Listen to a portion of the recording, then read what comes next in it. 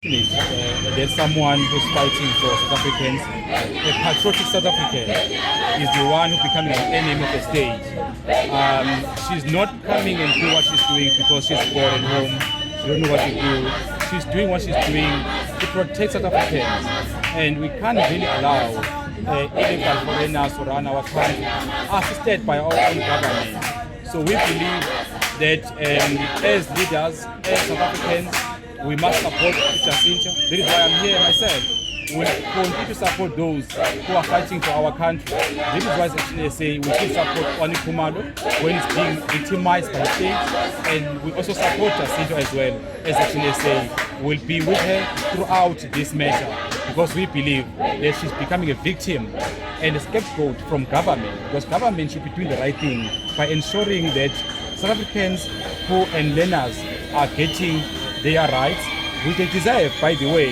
They can't really be demanding these rights. They should be getting these rights. We shouldn't be sitting here, we shouldn't be having people protesting outside aging hospital if government was able to pull through and assist these learners.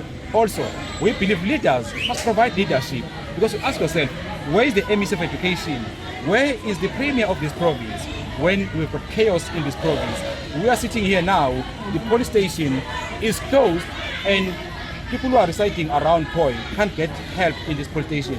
I've spoken to the officer here, and the station acting commander is inside.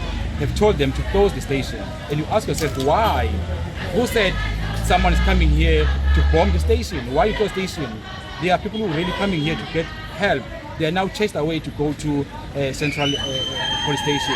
Why is that? So we believe that South Africans must unite. It's time to unite, not to be divided. Because we see sometimes we get divided instead of uniting and fighting the enemy. And the enemy here are those who are allowing illegal foreigners to be in our country, illegally so, committing crime. Because being here illegally is a crime on its own. Why then we can't stand together as Africans? Why are we fighting each other? Also, Mr. Mncwango, we saw last week during the president Edison Prime Minister, he said that in Edison, there are no clean states in this, there are more foreigners in that school. If ethnic state in prison, do you agree with this one? No, that's a silly argument. This is a silly argument that he was making, basically. Because, truth be told, the issue here is not really about the numbers per se.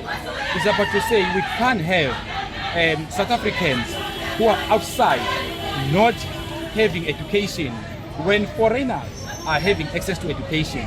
We believe they should be teaching and learning for everyone who are here legally.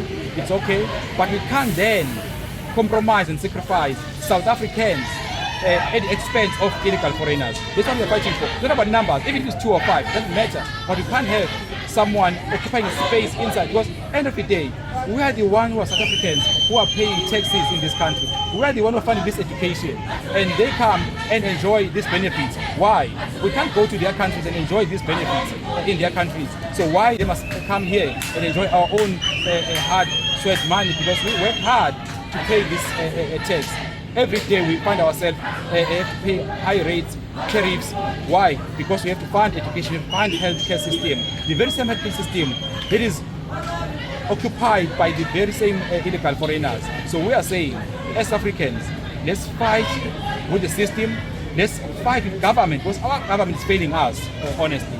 Because even the president, you can't tell me the president that can't see what's going on in Durban. Surely he should have said something. Surely he should have been here to address this problem. Surely the premier and the MEC should address this problem. All we want is to have the learners be in class, having proper teaching and learning. That's all we're asking for. That's not